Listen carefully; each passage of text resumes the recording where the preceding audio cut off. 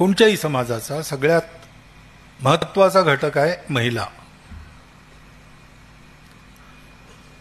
कारण पुरुष त्याला तयार केलं तो आपलं जीवन असेपर्यंत काम करेल, पण एक महिला तयार झाली तर ती तर काम करेलच, तिच्या पुढच्या पिढीतले लोकही काम करतील. संस्कार देणारी महिला आहे, प्रेम करणारी महिला आहे. तिच्या वात्सल्याच्या छायेमध्ये मुलं वाढतात. निदान 12व्या वर्षापर्यंत आपल्या आईवडिलांच्या छायेत ते वाढत असतात, त्यांना प्रमाण म्हणून चालतात. त्या 12 वर्षाच्या काळामध्ये त्याच्या प्रवृत्तीची, स्वभाव प्रवृत्तीची बैठक बनत असते. पुढच्या आयुष्यात तो कोणत्याही उलट्या सीध्या वातावरणातून गेला, इकडे तिकडे भटकला, तरी तो पुन्हा त्या स्वभावाच्या प्रवृत्तीच्या बैठकीकडे परत येतो. ती बैठक उत्तम बनणं हे फार महत्वाचं असतं आणि हे काम आई करते. म्हणून आपल्याकडे महिलांना मातृस्वरूपा आपण म्हणतो. हा जो वात्सल्याचा गुण आहे तो तितक्या प्रमाणात पुरुषाला दिलेला नाही. त्यामुळे पुरुष धाकात ठेवू शकतो, धाकापोटी काम करून घेऊ शकतो, धाकापोटी चांगल्या सवयी लावून देऊ शकतो, परंतु पुढे जर त्या टिकायच्या असतील तर ते वाचलं पाहिजे. आणि म्हणून हा महिला घटक उभं राहणं हे राष्ट्राच्या उन्नतीच्या दृष्टीने फार महत्वाचं आहे. आणि त्याच्यात एक लक्षात ठेवायची गोष्ट अशी असते की मुळात महिलेला हा एक गुण भगवंतानी जास्त दिलेला आहे, प्रकृतीने जास्त दिलेला आहे.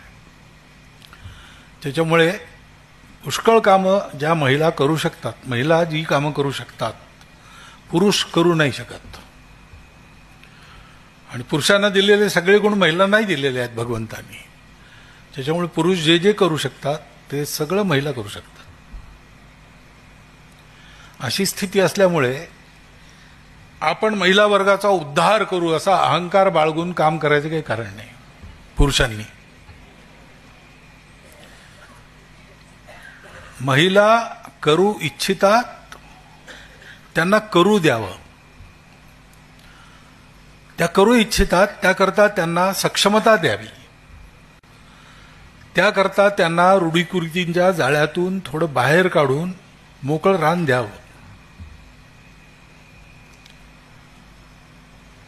आता आजकाल आपण ऐकतो अभ्यासाचे रिझल्ट्स लागतात, त्यात महिला वर्गच पुढे असतो. पुष्कळ ठिकाणी असं आहे. आणि त्याच्यामुळे स्वामी विवेकानंदांचा इंटरव्ह्यू आहे एक प्रसिद्ध, त्याच्या शेवटी त्यांना महिला या विषयावरच आहे. पत्रकारांनी विचारलं शेवटचा प्रश्न की भारतीय महिलांसाठी तुमचा मेसेज काय आहे. इंग्लिशमध्ये आहे इंटरव्ह्यू. तर म्हणतात मेसेज, मी भारतीय महिलांना मेसेज द्यायचा मूर्खपणा करणार नाही. त्या सर्व समर्थ आहेत, मातृस्वरूप आहेत, त्यांना सगळं करतं. त्यांना जे करायचं आहे ते त्यांना करू द्यायचं, त्यात मदतरूप व्हायचं. त्याला जी मोकळीक हवी असते ती मोकळीक द्यायची. हे पुरुषांनी करावं, बाकी सगळं आपोआप होईल. पुरुष जर महिलांचा उद्धार करायला निघाले तर तेही होणार नाही आणि यांचंही काय होईल सांगता येत नाही.